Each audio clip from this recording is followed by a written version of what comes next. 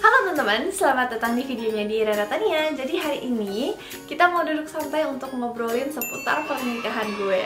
Sebelumnya gue mau minta maaf dulu nih untuk teman-teman yang udah nanyain terus di Instagram, di TikTok tuh sebenarnya banyak banget yang nanyain tentang mana video-video gardeningnya.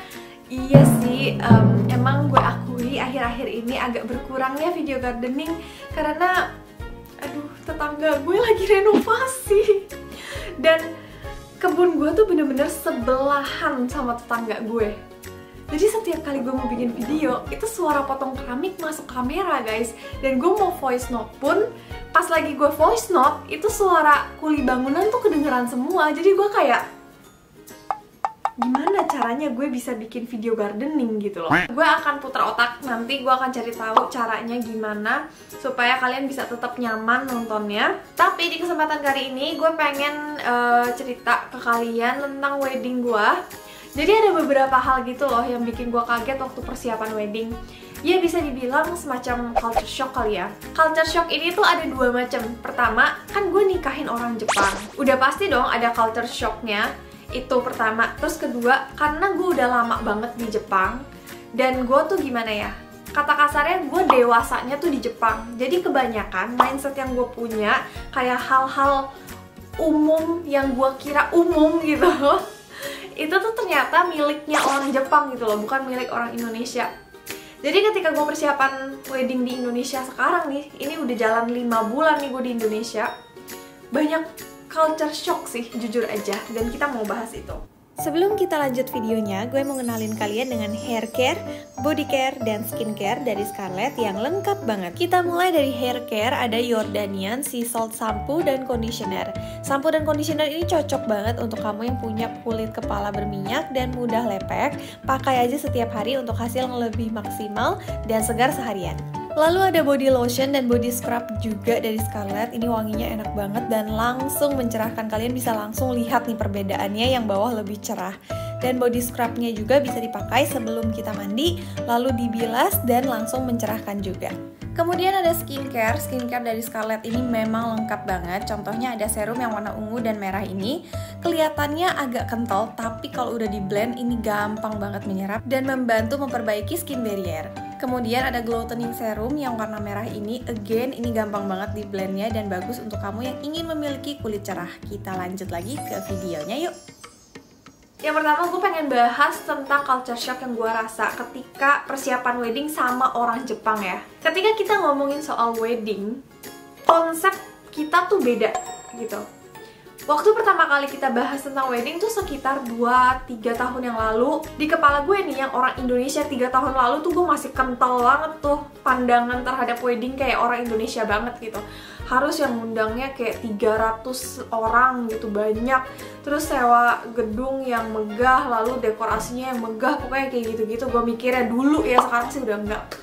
Tapi di satu sisi si Padong ini kalau dia denger wedding, oh ya udah acara makan-makan yang dihadiri oleh keluarga dan sahabat sekitar 30 orang. Nah itu bener-bener culture shock sih pertamanya, untuk bisa menyamakan imajinasi wedding kita tuh jujur diperlukan banyak banget komunikasi dulu. Tapi untungnya sih sekarang nih udah kayak setahunan belakang ini kita punya pandangan yang beda, tapi udah lebih mirip lah dibanding dulu. Keluarga orang Jepang tuh ternyata kaku ya. Gue juga baru gimana ya, sebenarnya udah sering dengar, cuma baru kayak masuk ke hati tuh setelah persiapan pernikahan ini.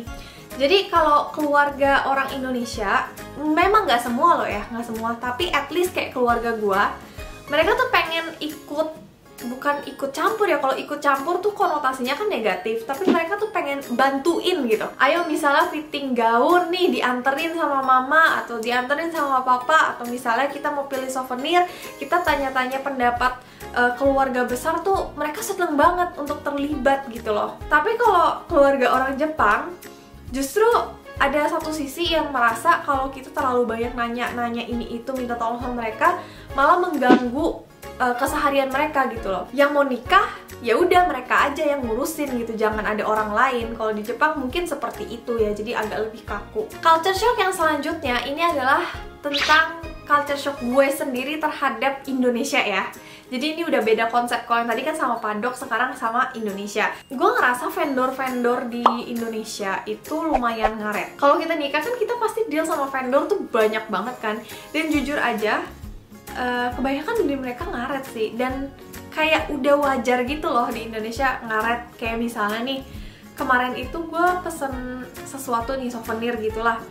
Terus gue udah bilang harus udah jadi tanggal 28 Agustus ya gitu. Mereka oke gitu, bilang iya bisa, keburu. Soalnya gue udah pesen dari kayak 3 bulan sebelumnya gitu loh. Udah sampai tanggal 27 kok belum ada kabar. Terus tanggal 28 juga belum ada kabar. Tanggal 29 Agustus juga belum ada kabar. Akhirnya gue tanyain, sorry ini souvenirnya udah jadi apa belum ya? Terus katanya ternyata ada keterhambatan di bidang bla bla bla gitu. Jadi harus diundur 1 minggu. Untung gue tuh pesen ke mereka untuk souvenirnya tuh harus udah jadi 3 minggu sebelum pernikahan gue gitu loh. Kalau misalnya gue mepetin ke pernikahan gue ini, gue yakin banget nggak akan keburu sih. Terus ada satu lagi tentang undangan pernikahan. Sebenarnya ada satu vendor undangan pernikahan yang gue suka banget desainnya mereka.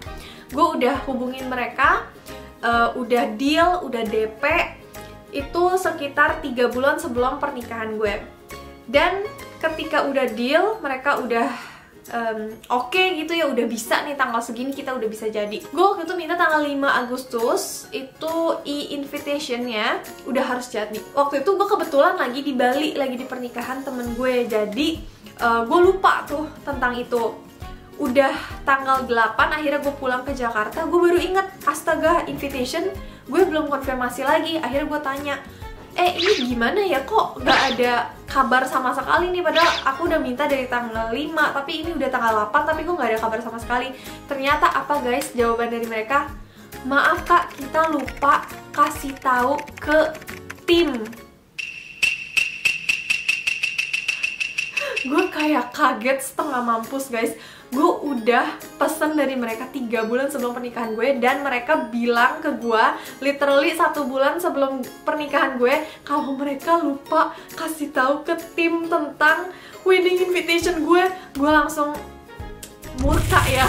Jadi bener-bener itu vendor gue langsung cancel. Lu mau balikin duit gue atau enggak terserah, pokoknya gue udah gak mau pakai lu lagi gitu, gue ganti vendor kan. Gue ngobrol sama teman-teman yang lain juga, gimana ya, kalau vendor pernikahan itu memang agak harus dikejar-kejar gitu sama kita, jadi kita harus punya tenaga ekstra untuk itu. Selanjutnya ini adalah culture shock yang gue kayaknya sampai sekarang gak akan bisa ngerti deh, apalagi penganut frugal living.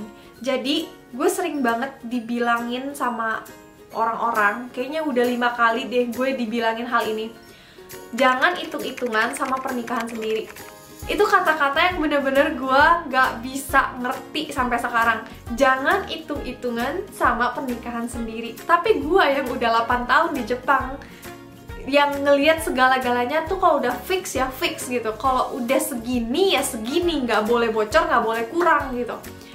Gue ngeliat itu kayak agak kaget pertama. Terus kedua, gue juga penganut frugal living. Jadi gue bener-bener merasa kalau budget yang gue udah siapin ini ya harus di-spendnya segini, nggak boleh lebih gitu loh. Kemarin itu ada satu kejadian, gue bener-bener murka banget lagi ya, murka lagi. Gue bikin konsep pernikahan gue, itu dekorasi budgetnya tuh segini gitu. Tapi kemarin giliran bills-nya dateng, itu 2 kali lipat guys. Gue nggak tahu ya kalau bagi orang-orang lain mungkin ya udah bocor-bocor dikit nggak apa-apa, budget jebol-jebol dikit nggak apa-apa. Tapi kalau bagi gue pribadi, gue nggak mau sampai bocor sama sekali gitu. Jadi memang di situ gue agak keras sih, gue bisa dibilang agak kaku soal budget. Yang selanjutnya yang bikin gue kaget juga adalah sistem pembayaran yang berbeda. Jadi gue sama Padok ini di Jepang 24/7 kita selalu pakai credit card. Pokoknya setiap kesempatan yang bisa pakai credit card, kita pasti bayarnya pakai credit card. Kenapa? Karena poinnya besar banget, dan jujur aja kemarin gue pulang ke Indonesia itu nggak bayar sama sekali karena gue pakai poin. Di Indonesia ternyata nggak semelek itu terhadap kartu kredit. Mungkin banyak ya alasan lain, gue nggak tahu apa. Bukan karena orang Indonesia tuh nggak bisa ngatur keuangan, nggak kayak gitu. Tapi mungkin banyak masalah lain yang akhirnya berujung tidak terlalu bisa pakai kartu kredit di Indonesia gitu. Mungkin masalah keamanan juga. Jadi kebanyakan ketika gue mau bayar vendor di Indonesia itu bisanya cuma transfer bank gitu. Dan gue jujur aja kalau transfer bank, karena uang gue ada di Jepang, itu sangat-sangat merugikan. Bukan merugikan sih, bikin kita ribet aja gitu. Kalau misal pakai kartu kredit kan kita bisa dapat poin dan cepet. Tapi kalau di sini ternyata nggak secepat itu, nggak semudah itu untuk pakai kredit card. Hal-hal yang gue rasain ini ya karena gue nggak biasa aja. Kalau misalnya gue udah biasa ya ini bukan hal yang aneh lagi pasti buat gue kan. Dan gue mau menekankan sekali lagi, gue bahas ini bukan karena gue merasa Jepang lebih unggul, Indonesia lebih unggul, nggak kayak gitu. Ini cuma pure perbedaan yang gue rasain aja terhadap Jepang dan Indonesia, oke? Jadi segitu aja sih video kali ini. Mungkin nanti ke depannya kalau misalnya banyak dari kalian yang suka video ini, gue akan bikin tentang obrolan-obrolan seputar pernikahan gue lagi. Terima kasih sekali lagi udah nonton sampai akhir dan sampai jumpa di video berikutnya. Bye!